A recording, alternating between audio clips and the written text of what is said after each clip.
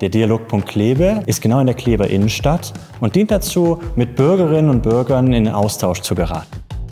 Der Dialogpunkt Kleve ist das allererste Regionalbüro am Niederrhein. Es ist ein Kooperationsprojekt der Stadt Kleve und des Transreg-In-Projektes der Hochschule Rhein-Waal.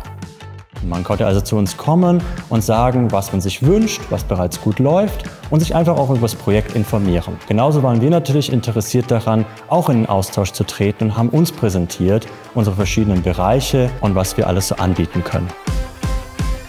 In dem Klever Ladenlokal bieten wir ein vielfältiges Programm rund um die Themen der Nachhaltigkeit, um zu inspirieren, zu informieren und zum Handeln zu ermutigen. Dazu haben wir verschiedene Formate entwickelt. Einerseits waren das Vorträge, Führungen, unter anderem mit Kindern auch, um Themen wie Müll und Ernährung ein bisschen in den Fokus zu rücken. Aber es gab auch verschiedene Podiumsdiskussionen, in denen Bürgerinnen und Bürger auch die Leute, die dafür verantwortlich sind in der Region, fragen konnten. Bei der Podiumsdiskussion zum Thema Stadtbegrünung waren verschiedene Vertreter der Stadt, aber auch kleine Unternehmen und Gartenbaubetrieben hier vor Ort und haben sich unseren Fragen gestellt, aber auch denen aus dem Publikum.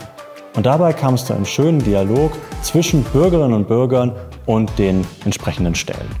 Mit unserem Konzept der Regionalbüros verfolgen wir zwei große Ziele. Zum einen wollen wir eine Plattform schaffen, um die Initiativen und Aktivitäten im Bereich Nachhaltigkeit der Hochschule, der Stadt und von BürgerInnen sichtbar und erlebbar zu machen. Zum anderen möchten wir Austausch ermöglichen, um gemeinsam mit BürgerInnen Ideen zu sammeln und zu entwickeln für eine nachhaltige Gemeinschaft, die wir uns alle wünschen.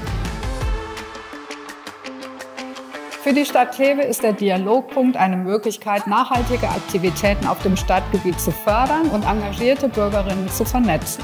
Wenn auch du dir ein Regionalbüro in deiner Stadt am Niederrhein wünschst, dann komm einfach auf uns zu.